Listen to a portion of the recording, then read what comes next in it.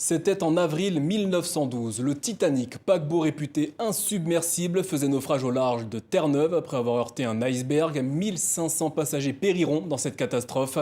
Parmi eux figurait Joseph Laroche, le seul passager noir du Titanic. C'est justement le titre de l'ouvrage consacré à la vie de cet homme. Nous sommes avec son auteur. Bonsoir Serge Billet et merci d'être avec nous. Bonsoir. Comment avez-vous découvert l'histoire de Joseph Laroche et pourquoi lui avoir consacré un livre ? Depuis le succès en 2005 de mon livre Noir dans les camps nazis, j'entretiens un rapport assez intéressant avec mes lecteurs et mes lectrices qui m'écrivent de temps en temps pour me proposer des sujets. C'est comme ça que j'ai eu à écrire ce livre sur Yasuke, le premier samouraï noir dont on parle de plus en plus aujourd'hui et que j'ai présenté chez vous en 2018 sur votre plateau. Et puis c'est comme ça que j'ai écrit également le livre sur la prostitution au Vatican avec les religieuses africaines qui m'avaient écrit pour me raconter leur sort et pour me raconter comment est-ce qu'elles vivaient le racisme. Et donc c'est ainsi que j'ai écrit le livre sur le racisme au Vatican. Et c'est la même chose pour ce livre sur Joseph Laroche. C'est un de mes lecteurs qui m'a envoyé un petit message en me disant « Mais quand j'étais gamin, j'ai entendu dire qu'il y avait un noir sur le Titanic, mais j'en sais pas plus. » Et moi, à partir de cette information, j'ai trouvé fascinante. J'ai commencé à chercher, à fouiller et donc à écrire, à rechercher donc ce personnage que j'ai retrouvé en Haïti. Et à partir de là, j'ai voulu raconter sa vie parce que c'était important. C'est le travail que je fais de restituer les mémoires oubliées et les histoires oubliées.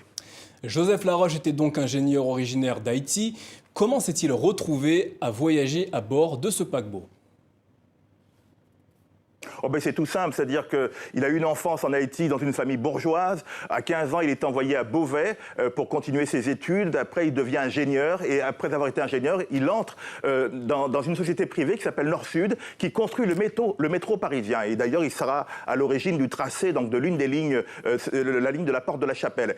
Et au bout d'un moment, il est victime de discrimination et de racisme. Il a du mal à trouver de plus en plus du travail quand son contrat est terminé. Et donc là, il décide de rentrer chez lui en Haïti parce que son oncle est devenu président d'Haïti, c'est Ignatius Lecomte. Et en voulant rentrer en Haïti, il prend d'abord des billets sur le France. Et là, il s'aperçoit au bout de quelques jours, on lui fait savoir qu'il ne pourra pas manger à bord avec ses enfants, ses deux filles. Et donc, il change son ticket, il prend le ticket pour aller sur le Titanic.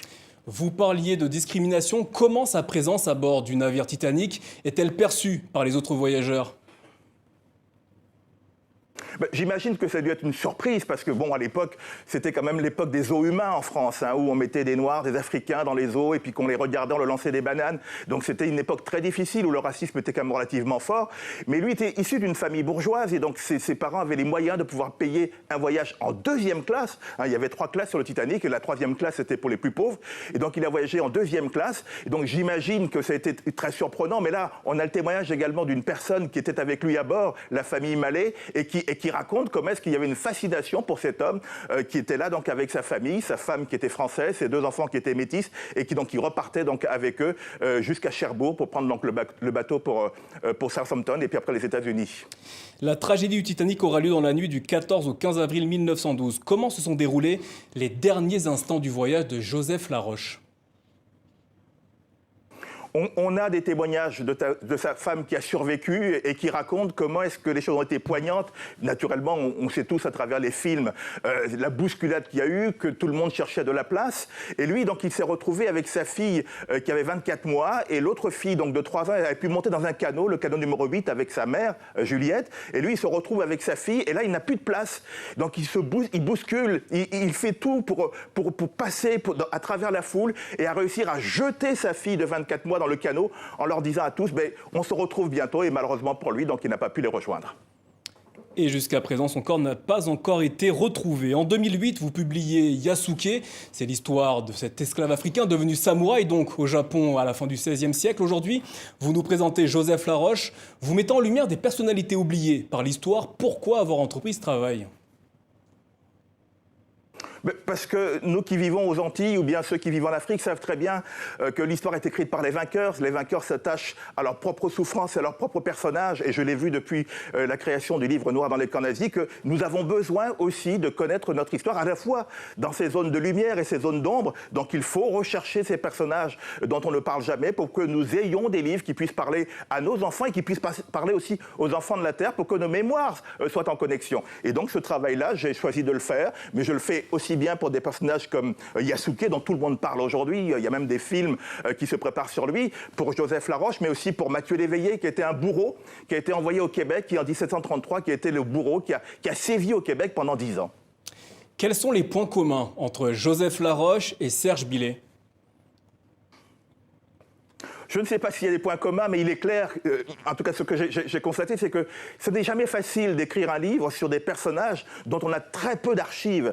Et je savais qu'il avait été dans une école religieuse à Beauvais, l'institution du Saint-Esprit, et comme moi-même, quand j'ai quitté le pays d'origine, la Côte d'Ivoire, à l'âge de 13 ans, que je suis arrivé à Poitiers, j'étais chez les Jésuites, donc j'ai passé toute ma scolarité chez les Jésuites. Donc j'ai pu reconstituer comme ça un peu ce qu'il a pu vivre à travers donc, ce pensionnat qu'il a connu donc, à l'institution du Saint-Esprit. Donc peut-être que c'est cette partie de moi que j'ai pu mettre un peu en lui pour pouvoir comprendre ce qu'il a pu ressentir et comment il a pu réagir dans ce moment où il était coupé de son pays et coupé des siens.